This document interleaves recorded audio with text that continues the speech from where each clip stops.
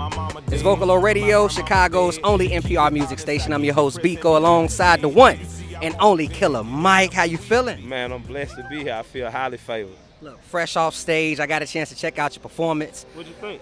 I got emotional when you performed Motherless. I almost cried, man. Like, how was that for you, bringing your late mother with you on stage and performing that song?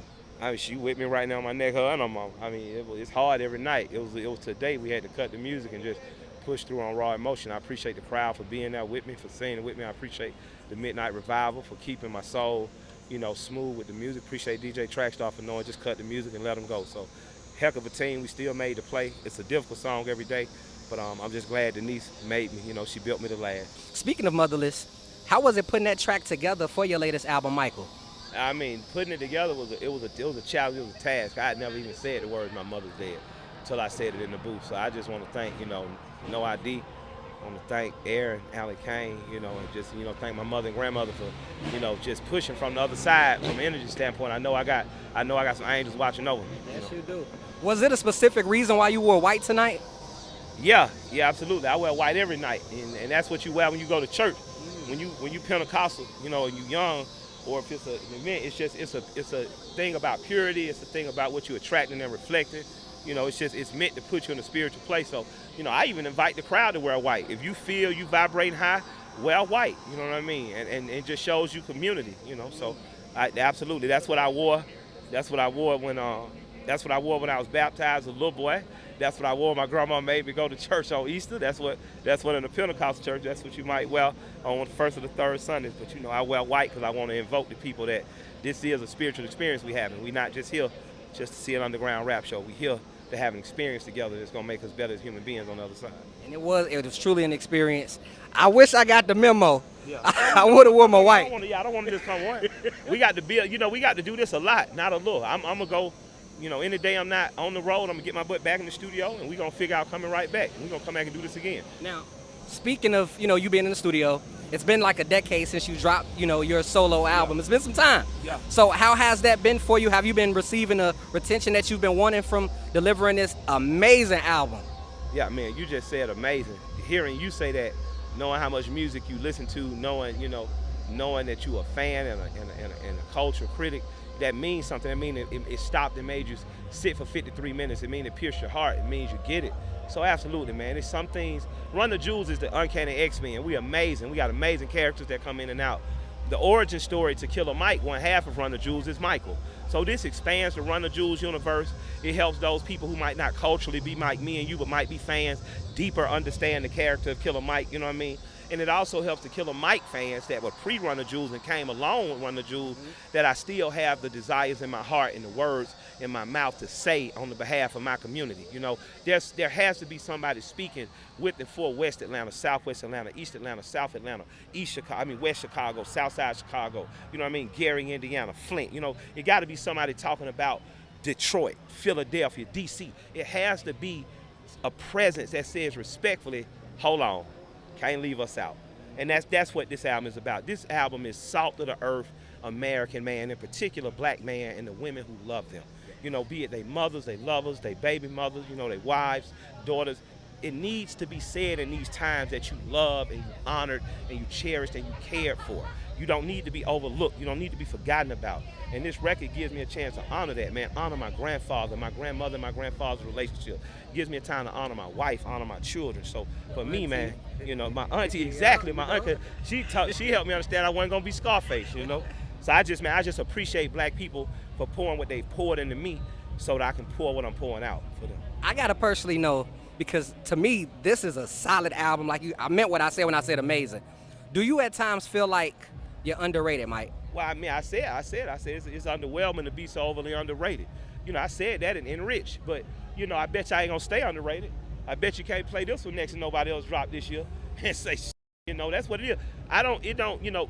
Michael Jordan got beat up 2 years by the Pistons before he came back and shows you what it was. So I take y'all ignoring it, but now it's in your face.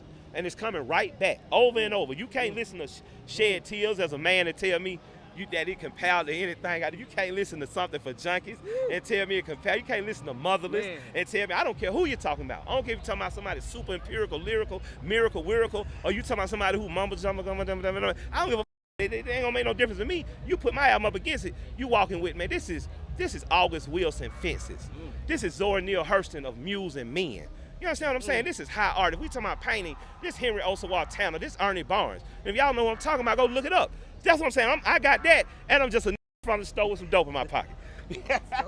Hey, can't nobody do that with me, man. Yo, it's I love your personality because it's like off stage you're the same, on stage you're the same. You got your comedic ways. You said so many things that made me laugh, the audience laugh. But I do want to get back to the album because Yes, sir. you were very transparent on this album. You showed a lot of vulnerability. Absolutely. And to do that, my brother, I love that you titled this album Michael because that's what you gave the world. Was it set to be at 14 records or? Nah, we recorded 39 records. I think we had about 19 we wanted to put on the final, and we chopped 5 off and trimmed it down to 14. Yeah, because we couldn't play. I couldn't hope you like something. I needed to take you on a journey that you hit play, and for 53 minutes, you went on. And that's what we accomplished. This is an album, but it's a movie. It's an audio movie. In the time it take you to get from the airport to Chicago, you've experienced a movie listening to this. At the time it take you to clean up the bottom floor of your house, that's what we wanted. So now, hopefully I hear there may be some deluxe stuff coming. I hear may be some other things coming. Is that a drop? Man, I'm just saying, man, some stuff might be coming, man. I mean, you said out of 39 records, something better be coming now.